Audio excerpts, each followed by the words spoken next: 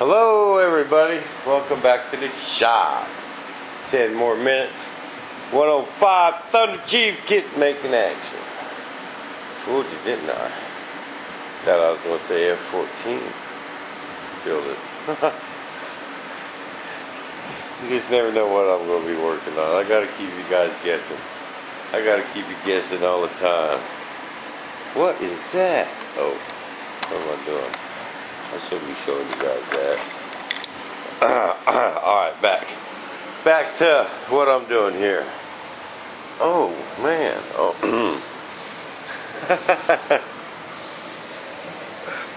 What is that, Bob? Oh.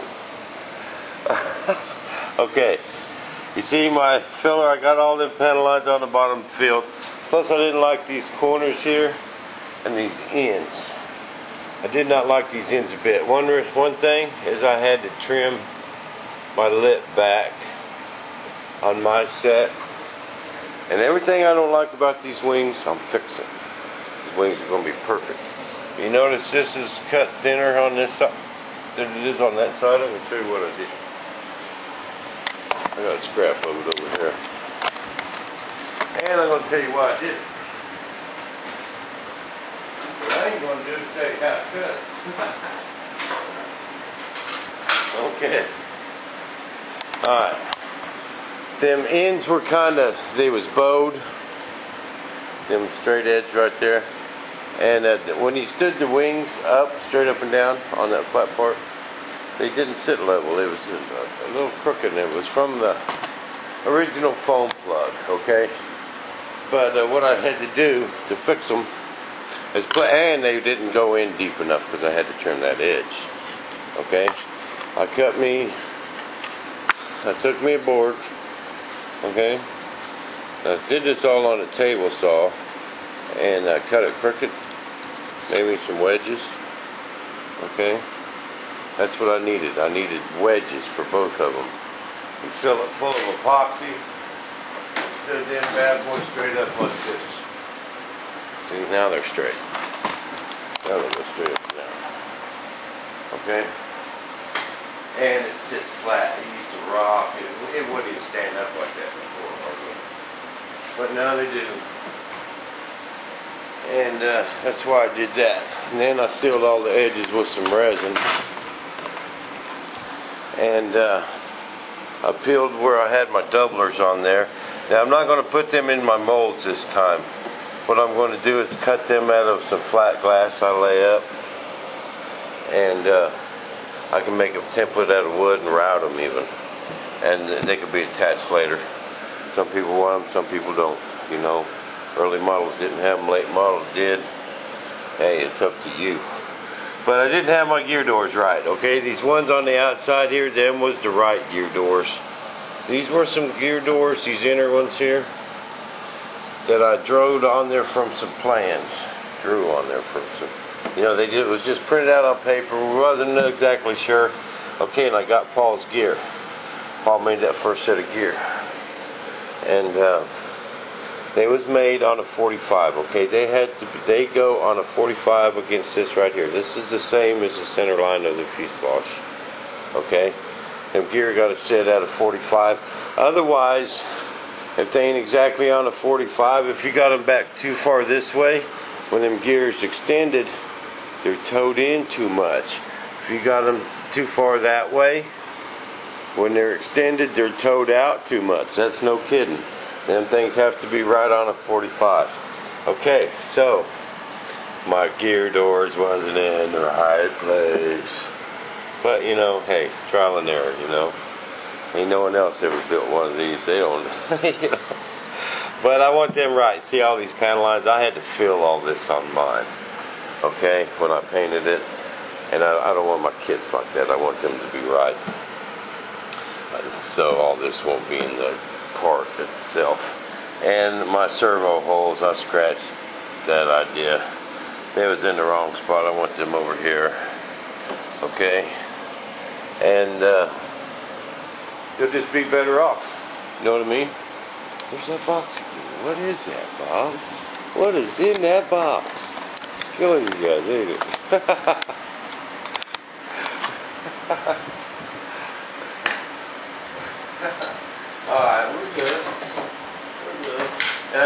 up my new set of molds. And man, you guys, this is going to be a nice set of wing molds right here.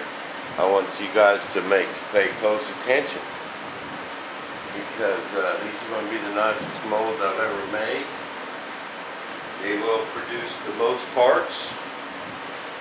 Molds are only, a lot of people sit there and tell you molds are only good for 20, 30 parts. Well, it kind of depends on how they're made, too.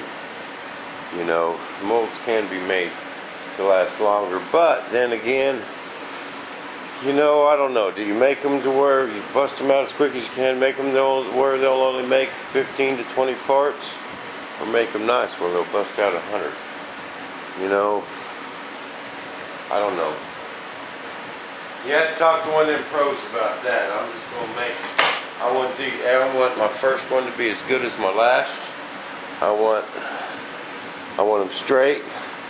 I want them perfect. I want my panel lines perfect, where anyone that ends up with one of these works of art has got to do no filling.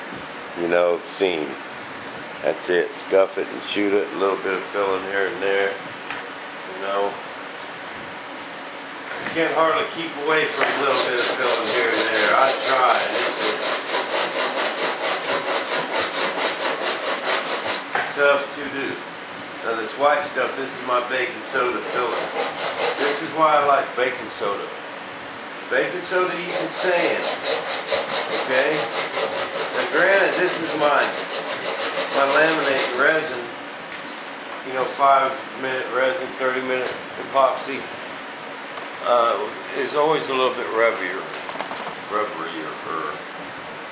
But if you add baking soda to it, you can sand it. It's almost like it changes the compounds, But I put a coat of resin on all this stuff. This is just particle board. I put a coat of resin on it, and then fill it with my thick epoxy, so when I wet sand, I don't want no water penetrating that wood. When I wet sand, primer and stuff. Now I'm going to redo the whole bottoms, but the top on this edge right here, I'm only going to primer the first couple inches. I'm going to put some of my panel line tape back in these lines after I get one light coat of primer on it. Then I can just prime this edge right here on the other side, because top's good. And then I'll just wet sand it, feather it in. Because we got to watch it here. We can't build this up too much, because it barely fits in that fuselage now. It just fits like a glove, man.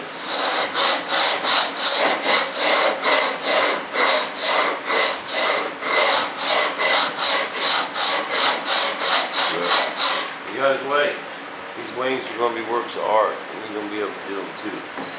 You know what I mean? Ain't that hard. If I can do it, anybody can do it. I've used the bare minimum of tools that most people have.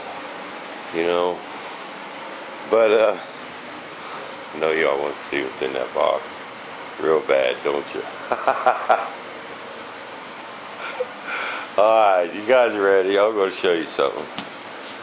Now, can I get a drum roll, please?